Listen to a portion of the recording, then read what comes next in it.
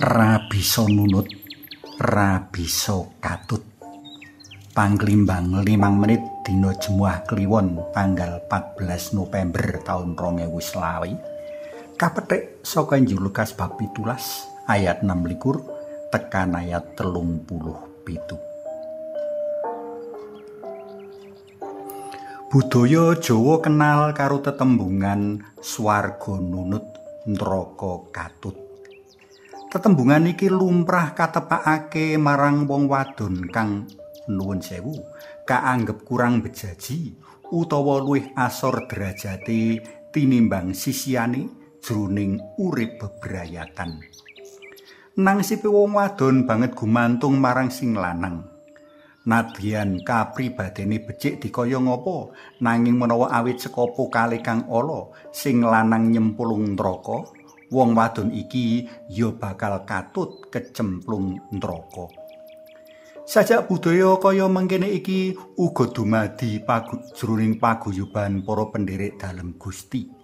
Bidane akeh wong lanang kang luwih seneng nindakake panggawean liya tinimbang menyang gereja saperlu ngibadah utawa nganakake panggegulang iman kapitayan.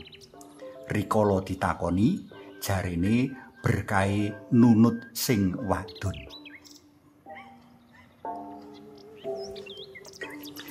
Gusti Yesus sing waosan dina iki nandhesake menawa tetembungan lan panemu nunut lan katut kaya cecala ora lumaku jroning piwulang kekatolikan mligine rikala dina penghakiman pungkasan 6 Mei. Wong ora bisa njagake lan gandul liyan kang nemu kabegjan dene dheweke enak-enak sakarepe dhewe ora gegulang kabecikan selaras karo karsa dalem Gusti. Dadi kamulyan swarga mono katemtokake dening perjuangan lan reka daya pribadi ora iso dinunut-nunutke. Iki luwih-luwih dumadi marang para penderek dalem Gusti kang kapitayane pindho kapal selam kang sawise dibaptis nyingklem ora nate timbul urip maguyub utawa iman napas alias amung ing reya Natal lan Paskah wae anggone jedul. Mlebu swarga uga ora lumaku prinsip nepotisme lan kanca kenthel. Prakara iki nyata kawedhar ing pratelan siji bakal digawa sing liyane bakal ditinggalake. Menawa ana wong loro ing sak nduring amben, siji bakal digawa lan sing liyane bakal ditinggalake.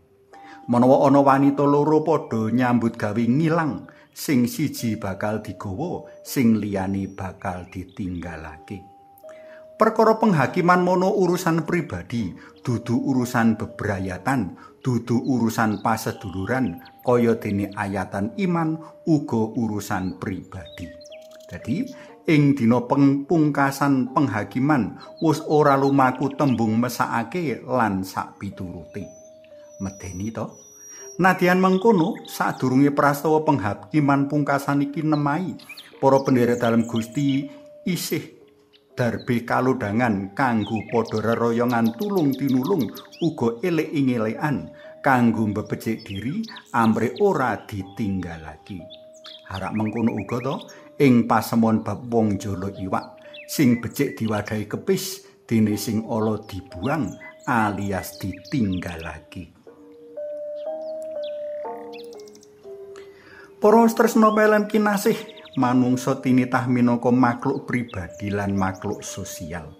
Perkara iki lumaku uga jroning ayatan iman. Mula kang bisa katindakake lan kaayati sacara pribadi, monggo katindakake lan kaayati sacara pribadi sabecik-becike. Semono uga prayoga ora nyelaki jati diri minangka makhluk sosial jroning reroyongan nggayuh kamulyaning swarga. Suwawi sami munjuk, gunjung asma dalem Yang Rama Yang Putra Tuwinjang Roh Suci. Amin. Gusti Yesus kawula munjuk sembah nuwun awit kekeran sabda dinten menika. Mugi kanthi sabda paduka kawula sacara pribadi sarta sacara reroyongan sengkut gregut ngayati dawuh lan piwulang dalem amrih boten katilaraken ing dinten pungkasaning jaman tembe. Mugi linurna yang Rama yang Putra tuwin yang Roh Suci kados sing mula buka sakmenika sarta sak lami-laminipun. Amin.